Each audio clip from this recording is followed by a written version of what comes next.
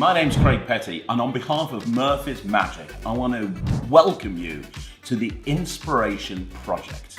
So what is the Inspiration Project? Well, what you have in front of you is a custom designed deck of cards, but they're not playing cards. These are designed to look like motivational posters. You know when you're walking around and you see those motivational posters and you get sent motivational memes? That's what this deck is designed to look like. Now, it was custom designed by Phil Smith, who for me is one of the leading experts when it comes to design work in magic and mentalism. And it was designed to look like something that you would pick up in any shop.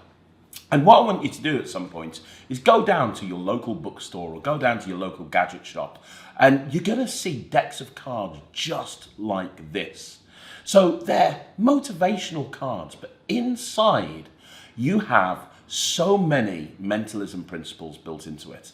You can literally, and I'm not just saying this, you can take these cards and you can construct an entire act, an entire mentalism act, just using this one small packet of cards. You can do everything. Now, when we realized that we were putting this project together and we realized how expansive it was going to be, I knew I had to get help because, you know, I've been doing magic my whole life and I've been doing mentalism my whole life, but I'm not an expert at mentalism, but I know somebody who is. Pete Turner. Now, Pete Turner, in my mind, is the greatest living mentalist in the world today. I don't think there's anybody else who even comes close. And I've been really fortunate to have Pete join me on this project.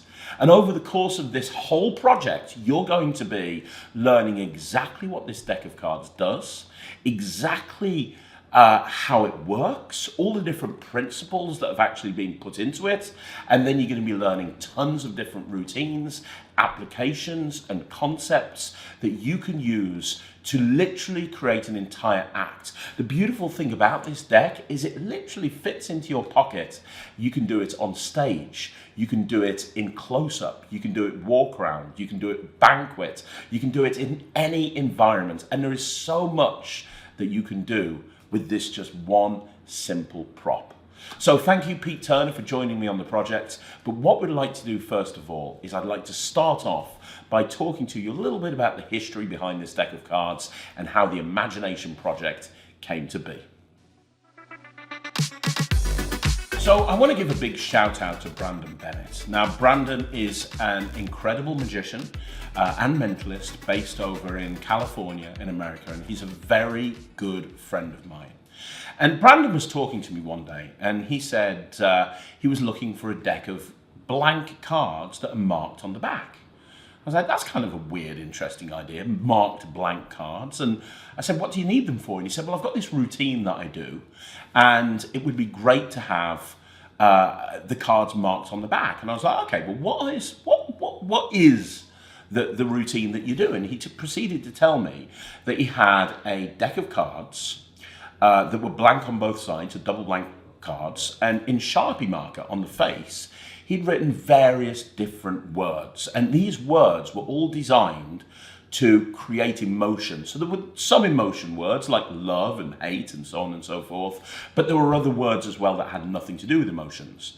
And he wanted the card, he had them in a stacked order. So he memorized the whole words, and he was able to take a card, and immediately he would know what the card is that they've taken because the cards were stacked. And he wanted the cards marked on the back because that way he'd be able to look at the card and know what it is without looking at the faces, which made total logical sense. And I was like, well, that's a really cool idea. Let me have a think about it. And then I went away, and I was like, the problem is, I was thinking to myself, I was like, the problem is, why are you writing on blank cards? Why are you writing in Sharpie marker on blank cards? Why are you writing these words? I think it's very important when you're creating magic to have some sort of justification for the props that you're using. It doesn't matter if the props are weird and wonderful and wacky as long as you justify them. And at the same time, I looked up at my wall in my office and I saw a motivational poster there because I'm a big sucker for motivational posters myself. And I looked at it. And then I thought about Brandon's idea, and I looked at it, and and thought about Brandon's idea, and I was like, wouldn't this be great if you could actually make this up using motivational posters? And that was the original jumping off point. The project has changed so much since then, but that was the original jumping off point. At that point, I started thinking about how you could actually create a stacked deck using basically the similar sort of words to what Brandon used. But the problem is a lot of them didn't fit into in motivational posters. There were a lot of words that wouldn't work. So the next step was then to actually start thinking about emotions, using what emotions that I could actually use. And that's when I kind of went down the route of thinking, well, you know what? You can have positive emotions and negative emotions. Because if you've got positive emotions and negative emotions, it's going to allow you to kind of go in different directions with the deck. And that was the original thought process. Now, very soon after that, I got Phil Smith involved, because what I realized is we could go and we could create a stacked deck, but we could make it alphabetical. It took a long time to actually think through 26 cards, 26 emotions that are alphabetical. It did take a long time to do that. But once I got that, that's when we got Phil Smith involved to help create the cards that you have now in front of you. And myself and Phil worked together to create the marking system that's built into the inspiration deck. And I have to tell you, one of the big things about this deck of cards is the marking system that's built into the back. I actually think that this is probably, no, not probably, this is definitely the best marking system I've ever seen.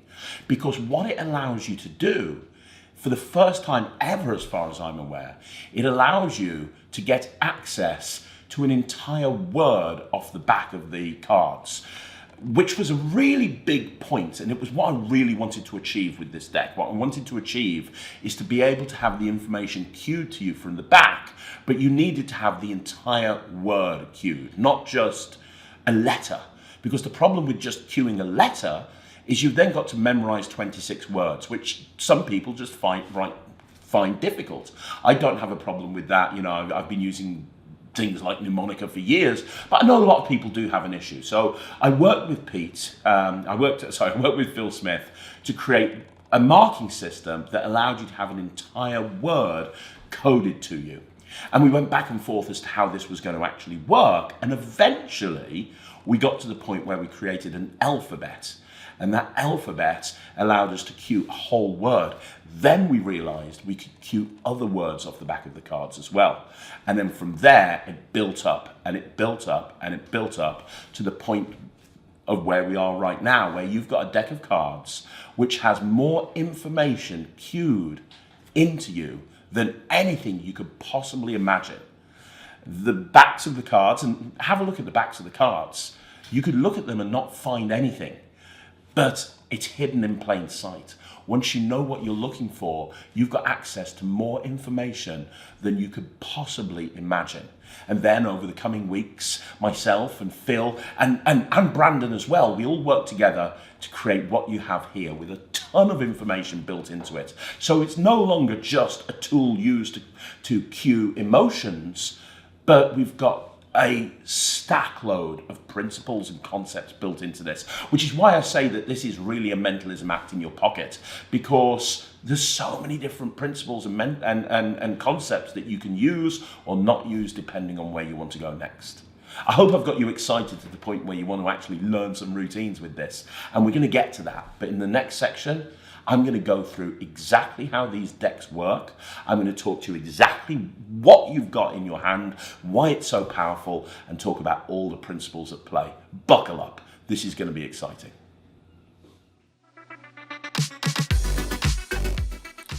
Okay, so let's talk about the inspiration deck, and let's talk about what you actually get inside the inspiration deck. Now, this is going to be a fairly long section because I want to talk about everything that's built into this deck. Right, so first of all, don't worry about the box. Take the cards out of the box. We'll talk about the box later on.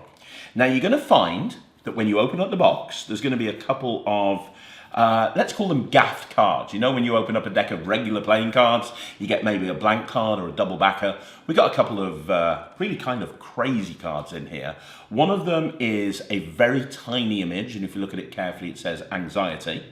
And the other one is, it's a duplicate of the card that's indecision, but all of the words are jumbled up. Now, we're going to get to that a little bit later on, but for now, put those cards to one side. You're not going to need them. Now, you're left with 26 cards, okay? Now, these cards should come to you in alphabetical order, okay?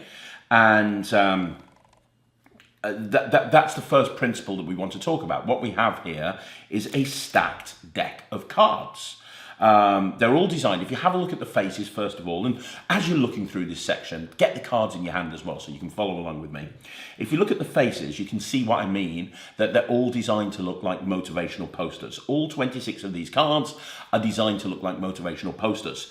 And they're all built exactly the same way. So on the faces of the cards, you look at them from a landscape orientation, and you'll see that there's an image at the top, and we'll get to the images a little bit later on, but they're images that are designed so that they would not look out of place in a motivational poster. Then underneath, you've got the actual emotion that the card is based on, in this case, zest.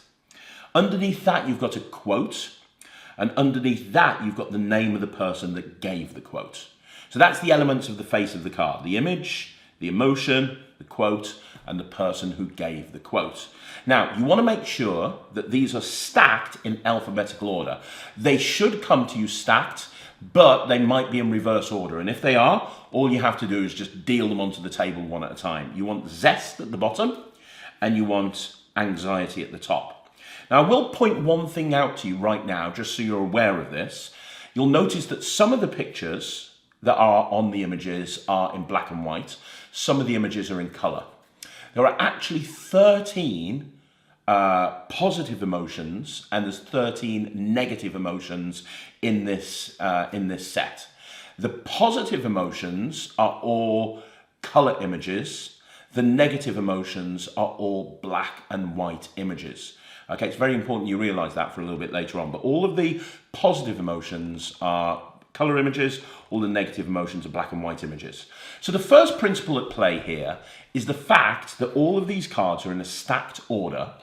And the stack is fairly easy to remember because it goes from A through to Z. And very quickly we'll go through this. So at the top you've got A for anxiety, B for boredom, then you've got confidence, you've got depressed, you've got ecstatic, you've got fearless, grateful, hateful, indecision, joyful, kindness, love, merry, nervous, outrage, patient, quitting, rage, sincerity, trust, upset, vanity, wonder, xenophobia, yuck, and zest. Those are your 26 emotions. So in essence, because it's stacked, if I cut the deck somewhere and look at the bottom card and I see merry, I know that the card on top is going to be N, which is nervous. If I cut and I look at the bottom card, which is sincerity, I know that the top card is the T, which is trust. Now you may be thinking, oh, Craig's been working with these cards for a while. It's really great that he can remember what each emotion is.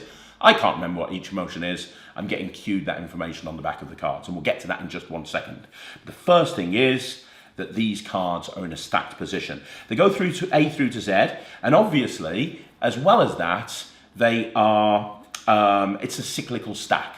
So the spectator can cut these cards as many times as they want to, and you look at the bottom card, K for kindness, you're going to know exactly what the card at the top is because you can just see it there. So in this case, when we'll get to that in a minute, but love. Okay, so it's a cyclical stack and the cards are in order. Now, if you want to try and remember what those emotions are, you can, but you don't need to. And this is why I'm going to explain why you're not going to need to remember them. And to do that, we're going to look at the back of the cards. So have a look at the back of the cards. Now, the backs of the cards have been designed to basically have the look of what a pack of motivational poster cards would look like. We went for the color purple, and if you notice by looking at the faces of the cards, you can see that the same design is kind of ingrained behind the image and the text. It's the same sort of color. It was very important. We went back and forth on that for a long time. And you'll notice we've got the same logo for this inspiration deck that's on the box right there in the middle of the cards. Inspiration, motivation, meaningful quotes for daily affirmation. Okay. Now, one thing that you'll notice, by the way, which is worth noting, it's not really a feature that's built into it, but these cards are a one-way design. And what I mean by that is if you took, if you make sure that all of the cards have the logo pointing the same way, if you turned one of these cards round, you'd know which card because it's now pointing the other direction. So it is actually a one-way design as well, which we'll get into that a little bit later on, but that does allow you to do some really cool stuff. But let's talk about the actual back design in terms of the cool features that are built into it. So first of all, if you have a good look at the back design, you'll notice that in essence, it's a little bit like a grid. You'll notice that there's rows and there's columns. And you'll notice that in those rows and columns, there are what looks like different shapes and different lines. And it just looks higgledy-piggledy, right? It just looks like a mess. When you know what you're looking at, immediately this cues you on a ton of information. And it's all based on an alphabet design that Phil Smith created when we started working on the inspiration deck. So the alphabet, basically, and I'm sure it's going to be coming up on the screen now, but the alphabet design that we went for is basically 26 letters. And each letter has a different design to it. But the design is designed to look like a letter. And once you understand what this alphabet is, and once you understand how that works into the deck, you're very easily going to be able to read these cards. So what I want you to do, and you should have your cards in front of you, is I want you to have a look, make sure that you've got them in order and you've got A at the top and Z at the bottom, right? And I want you to have a look at the first line in the grid. So if you look at it, as I said, there's lines, there's rows and there's columns. Look at the first row at the very, very top. Because what you've got there, if you look at it, you're going to see the word anxiety. Once you understand what the how the alphabet works, you can look at it and I can immediately see anxiety. It's just obvious. Now you could give this deck of cards to somebody and they wouldn't see anything at all. But you look at it and you're immediately going to see anxiety. Then you look at the second card, look at the second one down and look at that top word. Once you know what you're looking for, you're going to see boredom. Immediately, it just stands out. Now, it's one of those things that if you don't know what you're looking for, you can look at these cards all day and not see anything. But the second you know what you're looking for, you're going to be able to see it immediately. So I can just cut and I look at this and I see outrage. So I know that this card is the outrage card. If I cut again, I can see this one here. You can just see it very, very easily. Now, it's what I advise you to do. Here's what I advise you to do. I advise you to go through the cards one at a time. Pause the video if you need to, but I want you to go through the cards one at a time and look at it, and look at the alphabet, and look at it, and then kind of go, right, okay, so that's anxiety. That's what anxiety looks like. That one there is boredom. That one there is confident. That one there is depressed. Get to know what the letters look like. And within like literally 5 or 10 minutes, you will understand immediately, just by looking at the cards, exactly what the card is using the marking system on the first line. And when I say, now my eyes are terrible. However, I can hold this all the way over here and I can see anxiety. Because when you know what you're looking for, you don't necessarily need to see the whole word. As soon as I look at it, I just see the AN and anxiety and I immediately know what that is. I look at this and I see the JO, I know this is joyful immediately. If I cut again, I see here, I see wonder immediately because I know what I'm looking for, right? So it takes literally seconds and you can look at it from a distance and just with a glance, you can see exactly what you need to know. Now, the other thing that's worth noting about these cards before we go on to the next principle is obviously you can see anxiety, but it's not orientation dependent. So if you take the cards and you twist them round and you look at the new top line, which was originally the bottom line, you're going to see anxiety again, right? And if I cut the deck and I look here, okay, I've got joyful again. This one here is joyful. See joyful, but if I turn it around, I'm going to see joyful as well, okay? So it's not rotation dependent. It's not orientation dependent.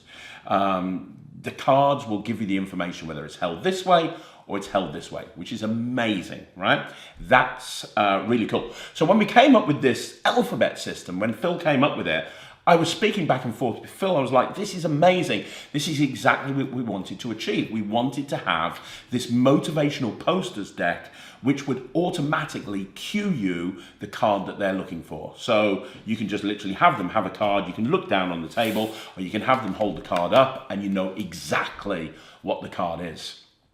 The next step was to get a little bit cleverer about it. Because what we wanted to do is we wanted to be able to cue the information to you, we wanted the information to be cued to the performer, even if they don't see the back of the card. So that's when the next principle was built into it. Look back at that anxiety card. Now you might have noticed this, now you understand the marking system. Look at the next line down and you're going to see the word zest. Because what happens with these cards is on the second line down, in both orientations, on the second line down, it's going to tell you the card that's at the bottom of the deck. Right, so for example, I see anxiety here, zest is the bottom card of the deck. If I cut the cards, I see love here, so this is love, but I see kindness, kindness is the bottom card of the deck, and love is the top card of the deck. So in other words, what I can do is I can have them cut the deck like this, and I can have them take a card, and I can look here, and I know that's anxiety because I see it there. So there's a couple of different ways that you can use this principle, but understand that the second line down will tell you the next card. So let me give you two examples of how you could use this. You could have them put the cards under the table, or you could turn around and they could cut the cards as many times as they want to. You could then have them put the card down on the table and then give you the rest of the deck back. Just by looking at the second line, I see anxiety. That tells me that this card is anxiety. And I don't even need to look at anything. I could be out the room. I could just say to them, cut the deck. Great. Now, when you've cut the deck, cut it as many times as you want to. When you're happy, take that card and put it away in your pocket. Don't look at it. They don't even need to look at the card. It makes no difference. I come back, I look here, I see love. That tells me that their card here is love. Now, the other way you can use it, if you don't want to have that cutting the deck type approach, is you can spread the cards out and you can have them take a card. So let's say they take this card right here. So they take that card, you just take the rest of the cards and put them to the top of the deck. I look here and I see depressed on the second line. That tells me that this card is depressed. So you can do it one of two ways. You can either spread the cards out, and when they take a card, the cards that are left in your left hand go to the top, and that will tell you exactly what the word is. Or if you want to, you don't have to do it that way. If you want to, you can literally just have them cut the deck a couple of times, cut as many times as they want to. They put the card down here. I see what the card is, nervous, and that tells me that the card is nervous. So the second line down cues you to that information, right? So when we got to this point, me and Phil were really happy. Me and Phil and Brandon were really happy because we got to a point where it was like, okay, this is awesome.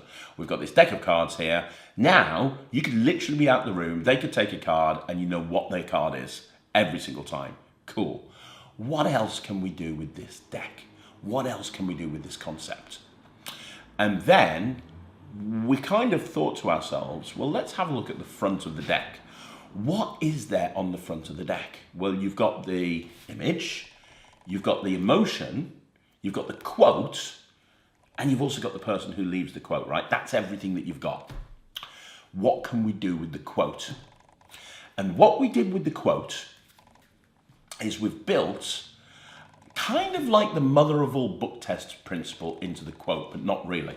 Now, if you don't know what the mother of all book test principle is, I'll be honest with you, the mother of all book test is probably the best book test ever created for mentalists and magicians. And it's the concept of having a small amount of long words, and those long words are the only long words in the book.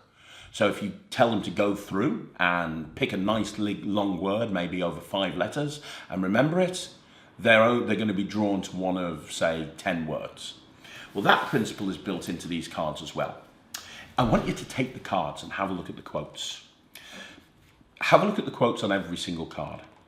What you will find is with the quotes, there is only one long word. All the other words are made up of 4, 5, I think there's 1 or 2 that are 6 letters, but I think it's mainly up to 5. All the other words are made up of 4 or 5 letters or less. And there's one long word. Now there's 10 of these words that are probably going to be appearing on the screen right now. There's 10 of these words, there's 10 words, right? And they're repeated throughout the deck. There's 26 cards, so each word is repeated 2 or 3 times.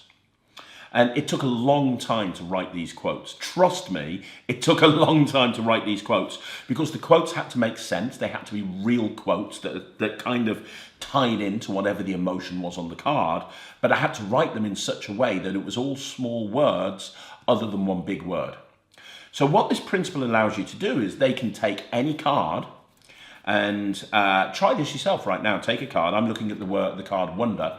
Have a look at that card and read through it and pick one big long word off that card from the quote.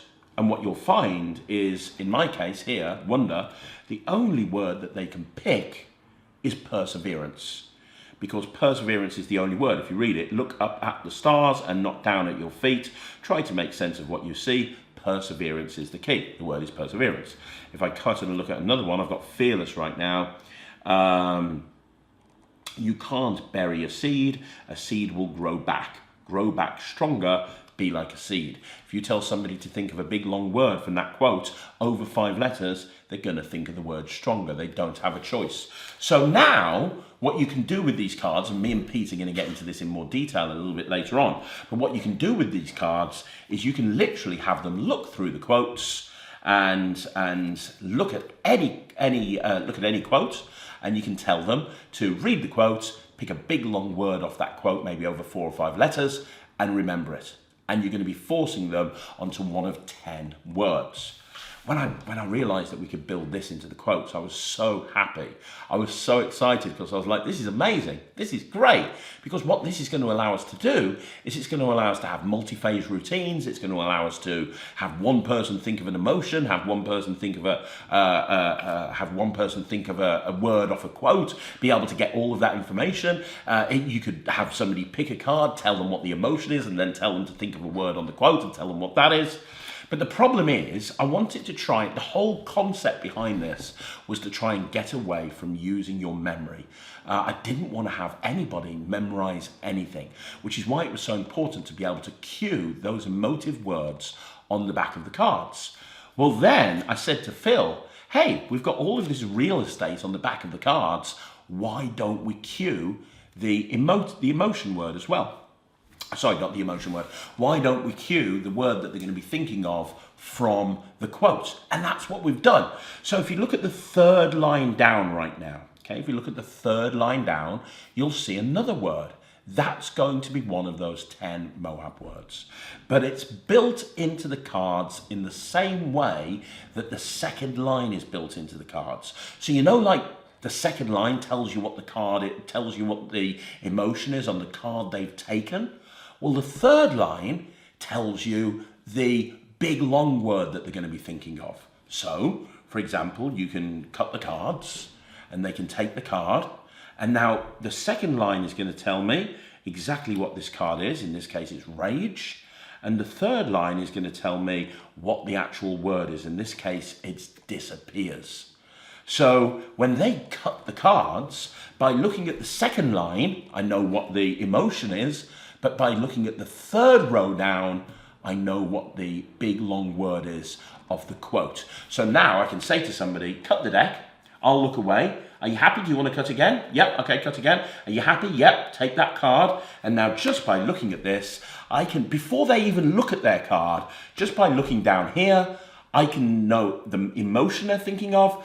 and I can know the Moab word that they're thinking of, or the big long word from the quote that they're thinking of as well. And I don't have to look down at the cards. I can put the cards down on the table like that, and I can just glance down. Because it's so obvious of what I'm looking at, I can literally just glance down for a second, and I can get that information in real time while they're looking. And if I forget anything, if I forget the big long word, the cards are in front of me, I just look down, and I've got that information, and me and Pete will be going through lots of different ways of actually using this. So that's the next principle that's built into it. So now we've got to the point where you probably realize that using these cards, you can get access to the emotion that somebody's thinking of, and then you can tell them to think of any word, any long word off the quote, and you'll get the information. You'll be able to know what that word is that they're thinking of as well. Brilliant. But we didn't stop there. We built a few more things into this as well.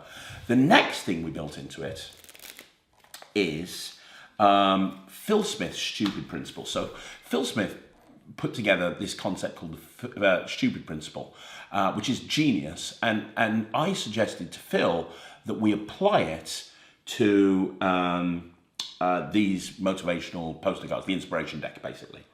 So what is the stupid principle? Well, if you take your pack of cards and you go through and you look at the people that left the quote, when you go through and you look at the people that left the quote, you're going to see that there's obviously 26 names because there's 26 cards. Now, what you're going to find is if you go through, there's only 5 names that you will recognize. There's 21 names that you won't have a clue who they are. And the reason is those 21 people don't exist. We made it up. They never existed. So there's 21 names of people that just don't exist. But there's 5 names of people that do exist. And those 5 names are Tom Cruise, Brad Pitt, Matt Damon, Johnny Depp, and George Clooney. Now, why have I picked those 5 names? I picked those 5 names because if anybody knows my trick gossip that I brought out through Alakazam, those are the 5 names that are built into the forcing procedure for gossip. Now, I'm going to get into this in a little bit later on in more detail, but what the stupid principle is going to allow you to do is it's going to allow you to go through the cards. It's going to allow you to say to them, I'll look away, you go through. There's a ton of different people that have left quotes. Go through and pick somebody who you recognize, somebody who you can visualize in your head. And when you've done that, remember them, visualize them, and let me know. So you turn away, they go through, and they're going to try and visualize somebody. And because 21 of those names don't exist, they can't visualize somebody who doesn't exist. So you're forcing them onto one of 5 names. You're forcing them onto Tom Cruise, Brad Pitt, Matt Damon, George Clooney, or Johnny Depp. So now you've gone from 26 possibilities in terms of thinking of somebody to 5. And the system that we use to get to know what those 5 names are is very, very simple. It's a version. It's kind of a little bit. This is what I used in my gossip trick that came out a couple of years ago. It's a little bit like fishing, but it's not really, because you're not getting a no at any point. So let me explain. I want you to imagine those 5 names, and I want you to think of them into 2 groups. You've got a group of people that have got, think of the first names for now. Okay. In fact, if you want to try this yourself, go and take out the 5 cards that have those 5 celebrity names on them and put them into 2 piles. In one pile, put down all of the actors that have short first names. Now that's going to be Tom, it's going to be Brad, and it's going to be Matt. Tom Cruise, Brad Pitt, Matt Damon. And then take the other 2 cards, and they will be the ones with longer first names, George Clooney and Johnny Depp. So you've got 2 piles, you've got 2 groups of people, right? Now, imagine that somebody's thinking of one of those names. From the audience's point of view, they could have thought of absolutely anybody, but they're thinking you've whittled them down to one of 5 names. You're now going to work out the name that they're thinking of without looking like you're fishing. So you can make certain statements about the person. Because, first of all, you can say to them, now there's lots of different people in here. There's philosophers, there's singers, there's comedians, there's actors. So you can say, concentrate on the person you're thinking of. Oh, it's an actor. Yeah, it's a Hollywood actor. I'm pretty sure you're thinking of a Hollywood actor. Well, immediately you've made this statement, which isn't incorrect. It's completely correct. So then you can say, well, think of the first name. And I want you to think of the length of the first name, okay? And then you look at them directly in the eyes and you say, it's quite a short first name, isn't it? Now, they're either going to do one of two things. They're going to go, yeah. Now, if they go, yeah, straight away, you know it's either Brad Pitt, Tom Cruise, or Matt Damon. If they kind of look, then you know it's George Clooney or Johnny Depp. Now, when you ask that question and you say, hey, can you do me a favour? Can you just tell me the name that you're thinking of, the first name, visualise the first name. It's quite a short first name, isn't it? If they say, you go, like short, like 5 or 6 letters. Because they could have, there's names in there that are ridiculously long. So that's plausible, right? So even if you get a, it's not from the audience's point of view, it's not wrong.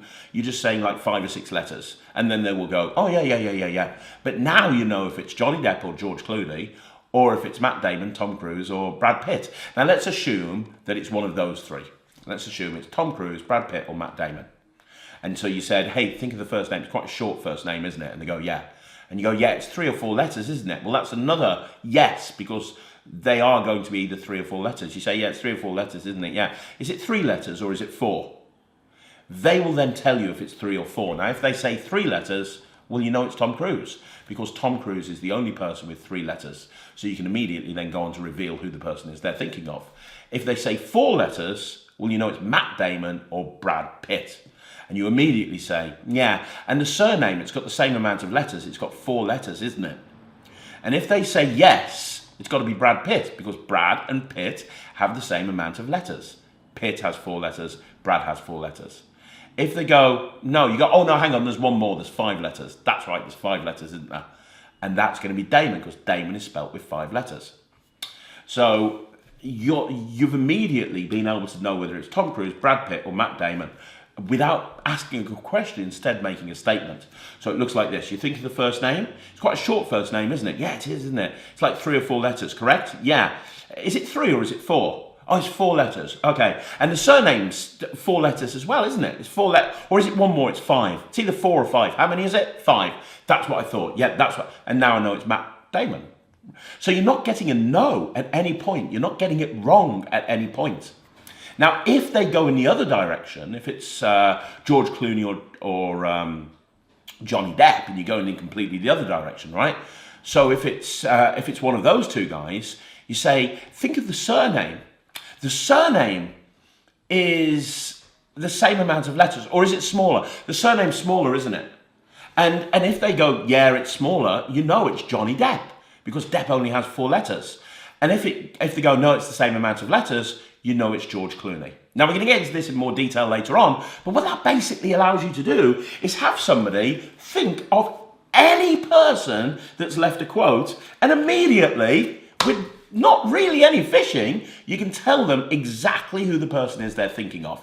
And as a bonus effect, if you own my project Gossip through Alakazam, you can use the cards that are included in that to do a baby gag if you wanted to, which is why I included those 5 names. So the next principle that's built into that is the stupid principle that's going to allow you to nail the name of the person that they're thinking of. Right. So you're probably thinking, wow, I mean, is there anything else built into this deck? Well, yes, there's an awful lot more. We're only just scratching the surface. So on the subject of the names of the people that have left the quotes, I want you to go back and look at the backs of the cards, right? And why don't you just start with anxiety at the top and zest at the bottom? Because what you're going to find, if you go and have a look at the backs of the cards, look at the right-hand side. Not the left-hand side, the right-hand side. So you're looking at the top right, and you're going 3 rows down. So in other words, you're going along the same line where that big, long word that's in the quote, we're going along that row, right? If you look at the last 2 squares on the 3rd row down, you're going to see an A and an M. That is the initials of the person that left the quote. So in this case, if you look at anxiety, it's Ashley Marshall, and that's an A and an M. If we look at the next one down, you're going to see a G and a C, and that's George Clooney. you look at the next one down, it's a T and a Y. And that would be Tristan York. I haven't memorized all of the names of the people that have been put on here as quotes, and I don't need to. It's not something that I need to do. And I wouldn't recommend you do it either. But just the fact that you can have somebody pick a card and you can immediately tell them the initials of the person that's left the quote is a pretty cool thing. It's actually really cool to be able to do that. And we knew that a lot of people would be able to make really good use of this, which is why we included it in there. So third row down, right-hand side, that tells you the initials of the person that left the quote, and its orientation, it works either way, so it's going to be both directions, so it doesn't matter how the deck is being held. Right, so that's the next point. So that's what we've built into with the names. You've got the stupid principle, which allows you to immediately get somebody to think of a name and know who it is, but also you've got the initials of the person that's cued on the back of the card as well. What else have we got? Well, if you look at the faces of the cards again, let's have a look at the faces of the cards. We've done something with the actual emotion. We've talked about how you can get that emotive word very, very easily in a couple of different ways. We've also talked about what we can do with the quote. You can get somebody to think of a word, a nice long word out of that quote, and you're immediately going to know what the word is. We've also done something with the person who's left the quote. We're going to be able to tell who that person is, and we're going to be able to get their initials as well. So what about the image? Well, what we've built into here with the image is we have built, which is really, really cool, and I'm very excited about this, we've built we've built, going mad here, we've built the Quran 101 deck principle. We built the Quran principle into the images. So the question is, what is the Quran principle? Well, the Quran principle basically is used normally with the deck of cards. And basically what you would have is you would have 4 force cards, and they would be alternating but repeating. So in other words, somebody could deal through the deck as many times as they wanted to and just deal and stop anywhere they wanted to, and you would know what the card is that you stopped on because there's only one of 4 cards. So there's duplicates in the deck. Well, we've built the same thing into this using the images, but because we're using images, there's no duplicates, because even though there are technically duplicates, there's not, because each image looks completely different. And the way to explain this is just to pick up the deck of cards and go along with me, because there's 5 images, 5 types of images that repeat throughout the deck. So if you start with A and you turn it over, we've got a flower, as you can see. And the next one round is a tree. After the tree, you have mountain. After the mountain, you have a waterfall. And after the waterfall, you have a body of water. In this case, on ecstatic, we've got the ocean. Okay, so you've got those 5. Now, after ocean, it's going to repeat again. So we've got on fearless, we've got a flower. But look at the picture of the flower there versus the picture of the flower there. It's completely different. And also notice, some of them are in black and white, some of them are in color. That's because of whether they're negative or positive emotions. And obviously, the ones that are in color that represent a positive emotion, they're like more bright and more vibrant. Like you look at the picture of the flower on fearless compared to the picture of the flower on anxiety, you can see the difference immediately. But they're going to repeat. So after flower, you've got tree, as you can see. Then after tree, you've got mountain. After mountain, you've got waterfall, and after waterfall, you've got the ocean again.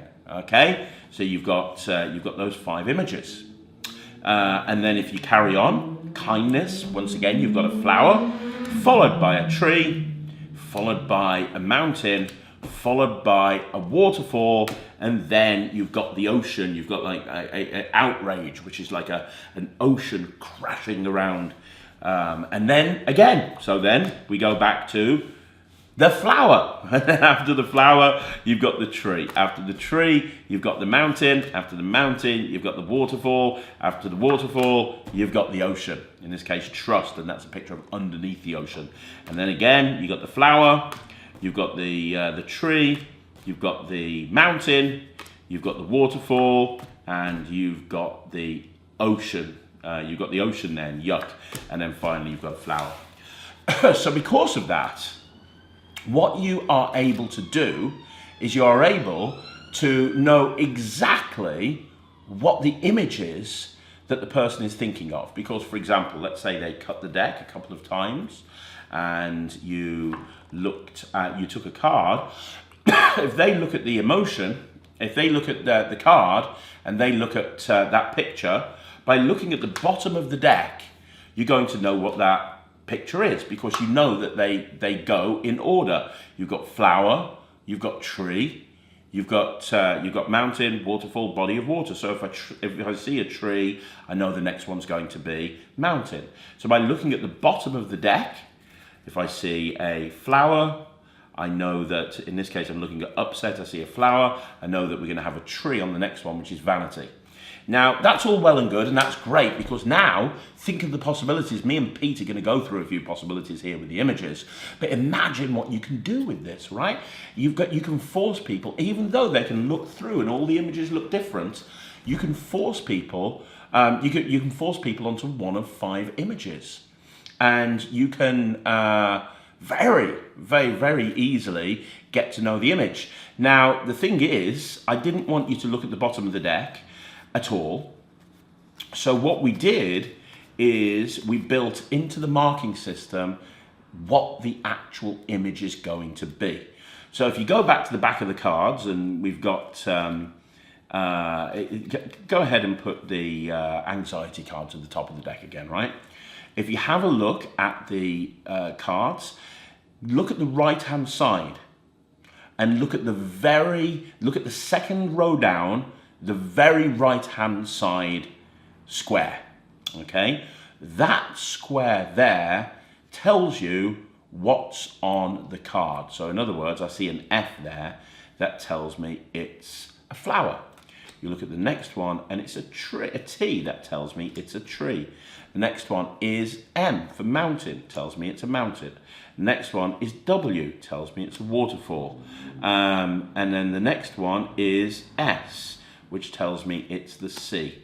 Okay, and then we go back to F for flower, T for tree, M for mountain, W for waterfall, and S for sea.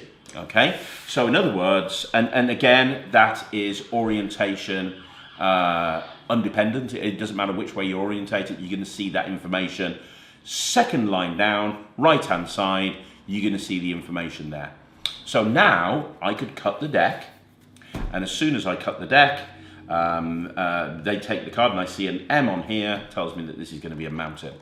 Okay, and also not only does it tell me it's a mountain, because I'm looking at the emotion at the top and it's merry, I know merry is a positive emotion, so that tells me that this is going to be colourful. So I know that it's a mountain, it's colourful, and that's going to give me all I need to be able to either to do a second sight type thing or a drawing duplication. But again, me and Pete are going to get into this a little bit later on. Now, the other thing is the cards, the images go in a cyclical order, so to speak. So because of that, if they take a card and I look here at this card, I'm looking here and I see F for flower, right? So this tells me this has got a flower on it. I know this is going to be the one before the flower. Well, before the flower, it is the C, so I know that's going to be the C. So let me show you that again. If I look at this one here, well, they take this one, right? So they take this one, so I look at this one, I see this is an S. So I know before the C, we have the waterfall, so that tells me that this is a waterfall. And when I look here, I see xenophobia, so I know it's going to be a black and white image of a waterfall, right? We'll do it one more time and I'll show you what I mean. So if I take this one here, I look at this, so that tells me it's a, that tells me that this one here is a waterfall. So this is going to be the one before the waterfall, which is the mountain. And I see hate, so it's going to be a black and white mountain, right? Now, if you don't, we're going to talk about the box a little bit later on because there are cribs built into the box as well. But if you forget the order of the, cards, it really makes no difference, because if you do forget the order of the cards, there's a crib that tells you the order of the images on the box as well. But we'll get to the box a little bit later on. The only thing that is worth knowing is The only time that that's different in this deck of cards is if you see Zest, if you've got the Zest card here. Because Zest is a flower, but anxiety is a flower as well. So if they cut and they take Zest, for example, and I'm looking here, I can see flower, I know it's a flower, I know this one's a flower, so because I know this one's a flower, you'd think this is the one previous to that, which is the C, but it's not, because you've got, this is the only point in the deck where you've got two flowers next to each other. So if the rule of thumb is if you see Zest right there, if you see, when you see a flower, if you see Zest, if you know that this is the Zest card, which only takes a second to look at because you're looking along that second line down, if you see Zest and you see a flower, it takes a second to look, you know that is going to be a flower as well, because Zest is a flower. So it's worth noting. It's worth noting, but it's very easy to remember that. It's just one card. But in essence, generally, you don't need to do that. They literally just take a card. In 1 second, I've seen everything that I need to do. I know this is indecision, so I know this is black and white. And I see an S here, so I know this is the C. Because I know this is a C, I know this is going to be the waterfall, and it's a black and white waterfall. It's very easy to understand, and it's just a great principle. So you've got the Quran principle built into the images. And the beautiful thing about this, like I say, have a look through the images and you will see that it's virtually, it's completely impossible to see any repeat, because there is no repeat, because each image is totally different. Finally, there's one more thing built into the back of the cards, and that's the top right-hand corner. If you look at the top right-hand corner, you'll see that there's either a minus or a plus. All the way through, there's either a minus or a plus. Now, that's actually not part of the alphabet. That's minus for negative and plus for positive. What that top right-hand corner does is it tells you what the emotion is on the card, whether it's a positive emotion or a negative emotion. In other words, whether it's black and white or whether it's color, okay? So I can literally, and we built that above the space that actually tells you what the image is, because that way, if you don't want to, you don't even have to look at the emotion. You can just look at the right-hand side of the card, and that'll tell you everything. So I know that this here, it just tells you everything that you need to know. So why is this useful? Why do you need a plus and a minus? Well, what that's going to allow you to do is that's going to allow you to very easily know, just with a glance, whether you've got a positive emotion or a negative emotion in front of you. So for example, you could talk about how you can feel emotions, and you can wave your hand over and you can go positive, negative, and you're literally just not even looking. You're doing like a Gypsy Peak type thing, you're not even looking, and you can tell people the emotions. The other thing that you can do is you can use these as a cue to be able to do out of this world style routines, and me and Pete will talk about that a little bit later on as well. But it'll allow you to do out of this world style routines really easily. And don't forget, all of the cards, the negative emotions are, so the negative emotions are black and white, and the positive emotions are colourful. Okay, if you ever drop your deck, it's totally not an issue, because don't forget, they are in alphabetical order. So if you ever drop your deck, you just need to pick them up, put them back into alphabetical order, and you'll reset ready to go again. But if you do drop your deck in the middle of a performance, it's totally not a problem, because there's routines you can do with this without the cards needing to be in stack. Because don't forget, the cards are marked ultimately at the end of the day. So if the spectator did drop these, or you did drop them, or they got shuffled, or something happened, you got one of those spectators that wants to be an arse and they shuffle the cards for you, it's not a problem. You've still got these cards marked. So because they're marked, you're still going to be able to do some incredible magic with it. It might not have been the routine that you want to do, but it's still going to be able to do some incredible magic for it. Okay, so let's just very quickly talk about the box as well. Now the box, this is a prototype box. Your box will look very different to this. This box has the same image on both sides. Your box is going to be very different. So what we wanted to do with the box is we wanted it to look like a box that you would have if you bought this from a shop.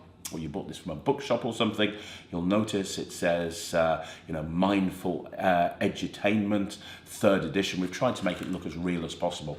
Now on my box, you'll probably notice it says 26 motivational cards.